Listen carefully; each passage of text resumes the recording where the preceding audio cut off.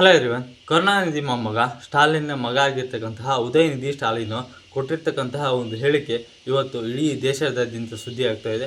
ಅಷ್ಟೇ ಅಲ್ಲದೆ ತಮಿಳುನಾಡಿನ ರಾಜಕೀಯದಲ್ಲಿ ದೊಡ್ಡ ಬದಲಾವಣೆಯನ್ನೇ ಮಾಡ್ತಾ ಇದೆ. ಇಲ್ಲಿ ಉದಯನಿಧಿ ಸ್ಟಾಲಿನ್ ಒಂದು ಸ್ಟೇಜ್ನಲ್ಲಿ ನಿಂತ್ಕೊಂಡು ಮಾತಾಡ್ತಿರ್ತಕ್ಕಂಥ ಸಂದರ್ಭದಲ್ಲಿ ಈ ರೀತಿಯಾದಂಥ ಮಾತನ್ನು ನೀಡಿದ್ದು ದೊಡ್ಡ ಅಸಭ್ಯ ವರ್ತನೆಯನ್ನು ತೋರಿಸ್ತಕ್ಕಂಥದ್ದು. ಇದೇ ರೀತಿಯಾದಂಥ ಮಾತನ್ನು ತುಂಬ ಜನ ಹೇಳಿದರು. ಆ ಪಾಲಿಟಿಕ್ಸ್ನಲ್ಲಿ ಬರ್ತಾರೆ ಸಂದರ್ಭದಲ್ಲಿ ತುಂಬ ಜನ ಹೇಳಿದರು, ವಿಜಯ್ ಪಾಲಿಟಿಕ್ಸ್ಗೆ ಬರ್ತಾರೆ ಅಂತ ಟೈಮ್ನಲ್ಲೇ ಈ ರೀತಿ ತುಂಬ ಜನ ಹೇಳಿದರು. ಆದರೆ ಆ ಟೈಮಲ್ಲಿ ಅವರೆಲ್ಲರೂ ಕೂಡ ಕ್ಷಮೆಯನ್ನು ಕೂಡ ಕೇಳಿದರು. ಆದರೆ ಇಲ್ಲಿ ಉದಯನಿಧಿ ಸ್ಟಾಲಿನ್ನ ಅವರು ಟಾಯ್ಲೆಟ್ಗೆ ಹೋದ ಸಂದರ್ಭದಲ್ಲಿ ಟಾಯ್ಲೆಟನ್ನು ಮಾಡದೆ ಬಿಡದೆ ಪೊಲೀಸರು ಎತ್ತಾಕೊಂಡು ಹೋಗಿದ್ದಾರೆ. ಅಲ್ಲಿ ಏನಾಯಿತು, ಸ್ಟಾಲಿನ್ನ ಮಗ ಇರ್ತಕ್ಕಂಥ ಈ ಉದಯನಿಧಿ ಸ್ಟಾಲಿನ್ನ ಆ ರೀತಿ ಎತ್ತಾಕೊಂಡು ಹೋಗಿದ್ದವರು ಯಾಕೆ?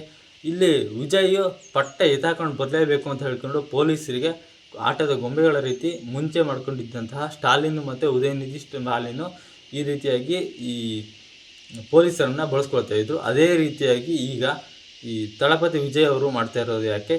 ಇಲ್ಲಿ ಆಗಿದ್ದು ಏನು ಅನ್ನೋದ್ರ ಬಗ್ಗೆ ಆ ಸ್ಟೇಜ್ನಲ್ಲಿ ಇದ್ಕೊಂಡು ಅಷ್ಟಕ್ಕೂ ಏನಾದರೂ ಹೇಳೋದು ಅನ್ನೋದನ್ನು ಇಲ್ಲಿ ವಿಡಿಯೋದಲ್ಲಿ ನೋಡ್ತಾ ಹೋಗೋಣ. ಅದಕ್ಕಿಂತ ಮುಂಚೆ ನೀವು ನಮ್ಮ ಚಾನಲ್ಗೆ ಸಬ್ಸ್ಕ್ರೈಬ್ ಇಲ್ಲ ಅಂದರೆ ಈಗಲೇ ಸಬ್ಸ್ಕ್ರೈಬ್ ಆಗಿ.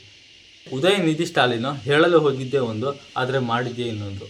ಇಲ್ಲಿ ಒಂದು ಭಾಷಣ ಮಾಡುವಂಥ ಸಂದರ್ಭದಲ್ಲಿ ಆತನ ಕಾರ್ಯಕರ್ತರು ಮತ್ತು ಅಲ್ಲಿ ಇರ್ತಕ್ಕಂತಹ ಜನರು ಹೇಳಿದಂಥ ಮಾತಿಗೆ ಕುಣಿದು ಅಲ್ಲಿ ಏನೇನೋ ಹೇಳ್ತಾ ಹೋಗ್ತಾರೆ.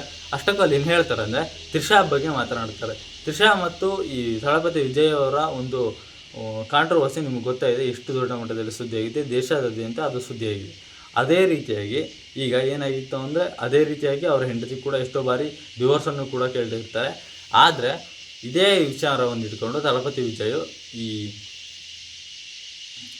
ರಾಜಕೀಯಕ್ಕೆ ಬರಬೇಕು ಅಂತ ಹೊಂಟಾಗಿದ್ದನು ಕೂಡ ಇದೇ ರೀತಿಯಾದಂಥ ಅಡ್ಡಗಳು ಹಾಕ್ತಾ ಇದ್ದಾರೆ. ಅಷ್ಟೇ ಅಲ್ಲದೆ ತ್ರಿಷಾಗೆ ಇದೇನು ಮೊದಲಲ್ಲ, ಇದೇ ರೀತಿಯಾಗಿ ಸಾಕಷ್ಟು ಜನ ಪೊಲಿಟಿಕ್ಸ್ನಲ್ಲಿ ಇದ್ಕೊಂಡು ತ್ರಿಷಾ ಬಗ್ಗೆ ಮಾತನಾಡಿದ್ರು. ಅವರೆಲ್ಲರೂ ಕೂಡ ಈ ನೋಟಿಸನ್ನು ಕೊಟ್ಟು ಆನಂತರ ಇವರು ಯಾವ ರೀತಿ ಸಾರಿ ಕೇಳಿಸ್ಬೇಕು ಆ ರೀತಿ ಸಾರಿಯನ್ನು ಕೂಡ ಕೇಳಿಸಿದ್ರು. ಆದರೆ ಈ ಬಾರಿ ಏನಾಗಿದೆ ಅಂದರೆ ಈ ಉದಯನಿಧಿ ಸ್ಟಾಲಿನ್ ಏನು ಮಾಡಿಬಿಟ್ಟಿದ್ದಾರೆ ಅಂದರೆ ಒಂದು ವೇದಿಕೆಯಲ್ಲಿ ಮಾತಾಡಿರ್ತಕ್ಕಂಥ ಸಂದರ್ಭದಲ್ಲಿ ಅವರು ಈ ಕಾವೇರಿ ಮತ್ತು ಕಾವೇರಿ ವಿಚಾರ ನಿಮಗೆ ಗೊತ್ತಿದೆ. ಕಾವೇರಿ ವಿಚಾರ ಇವತ್ತು ಕರ್ನಾಟಕ ಮತ್ತು ತಮಿಳುನಾಡಿನ ಜೊತೆ ಇರ್ತಕ್ಕಂಥ ಒಂದು ವಾಗ್ವಾದ, ಅದು ಯಾವಾಗಲೂ ಕೂಡ ನಡೀತಾನೆ ಇರುತ್ತೆ.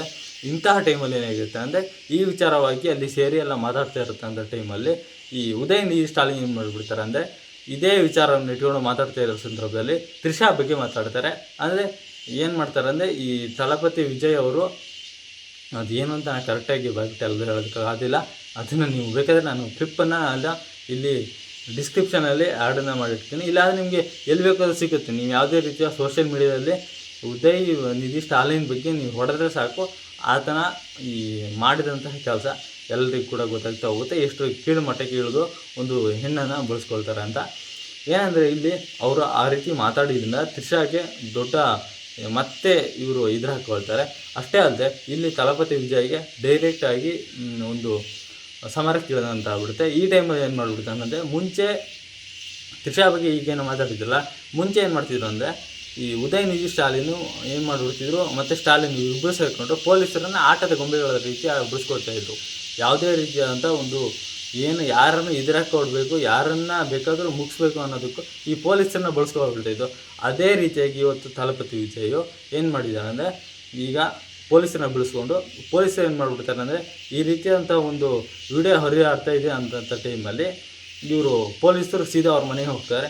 ಆ ಟೈಮಲ್ಲಿ ಪಾಪ ಉದಯನಿಧಿ ಸ್ಟಾಲಿನು ಟಾಯ್ಲೆಟ್ ರೂಮಲ್ಲಿ ಇರ್ತಾರೆ. ಆದರೂ ಕೂಡ ಟಾಯ್ಲೆಟನ್ನು ಕೂಡ ಮಾಡಲು ಬಿಡದೆ ಅವರನ್ನು ಸೀದಾ ಎತ್ತಾಕೊಂಡು ಹೋಗ್ತಾರೆ ಅವ್ರ ಮನೆಯಲ್ಲಿ. ಅದು ವಿಡಿಯೋ ಕೂಡ ವೈರಲ್ ಆಗಿದೆ. ಅಂದರೆ ಅವರ ಹೆಂಡತಿ ಅಂದರೆ ಉದಯನಿಧಿ ಸ್ಟಾಲಿನ್ ಅವರ ಹೆಂಡತಿ ಈಗಷ್ಟೇ ಟಾಯ್ಲೆಟ್ಗೆ ಹೋಗಿದ್ದಾರೆ, ಸ್ವಲ್ಪ ಹೊತ್ತಾದರೂ ರೆಡಿ, ಇನ್ನೂ 8 ಗಂಟೆಗಳ ಜರ್ನಿ ಇದೆ, ದಯವಿಟ್ಟು ಒಂಚೂರು ಸಹಕರಿಸಿ ಅಂತ ಹೇಳ್ಕೊಂಡು ಪೊಲೀಸರು ಕೂಡ ಬೇಡ್ಕೊಂಡು ಕೂಡ ಪೊಲೀಸರು ಯಾವುದೇ ರೀತಿಯಾಗಿ ಕರುಣೆಯೇ ತೋರಿಸಲ್ಲ, ಸೀದಾ ಎತ್ತಾಕೊಂಡು ಹೋಗ್ಬಿಡ್ತಾರೆ. ಆದರೆ ಅವ್ರಿಗೆ ಏನು ಬೇಲ್ ಸಿಕ್ಕಿದೆ, ಈ ಬೇಲ್ ಸಿಕ್ಕಿದ್ರೂ ಕೂಡ ಒಂದು ರೀತಿಯಾದಂಥ ಇಮೇಜ್ ಹಾಳಾಗಿದೆ. ಯಾಕಂದರೆ ಇಷ್ಟು ದೊಡ್ಡ ಮಟ್ಟದ ನೀಚ ಕೃತ್ಯಕ್ಕೆ ಅವರು ಇಳಿತಾರೆ ಅನ್ನೋದನ್ನು ತೋರಿಸ್ತಂತ ಇದೆ.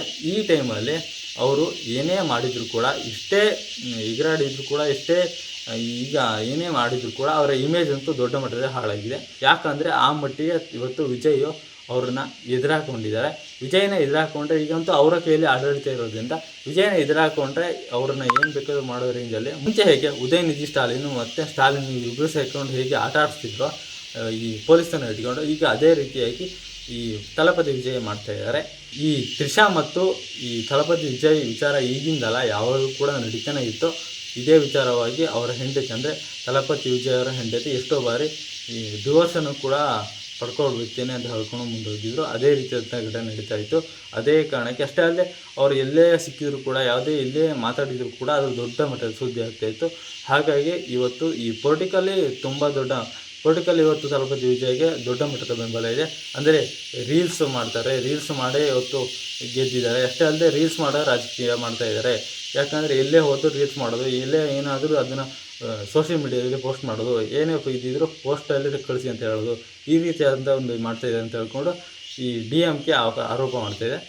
ಆದರೆ ಇಲ್ಲಿ ಮತ್ತು ಈ ತಲಪತಿ ವಿಜಯ್ಗೆ ಮಿತ್ರ ಪಕ್ಷಗಳೇನಿದಾವಲ್ಲ ಅವೆಲ್ಲವೂ ಕೂಡ ಇವ್ರನ್ನ ದೊಡ್ಡ ಮಟ್ಟದಲ್ಲಿ ಸಪೋರ್ಟ್ ಮಾಡ್ತಾ ಇದ್ದಾವೆ.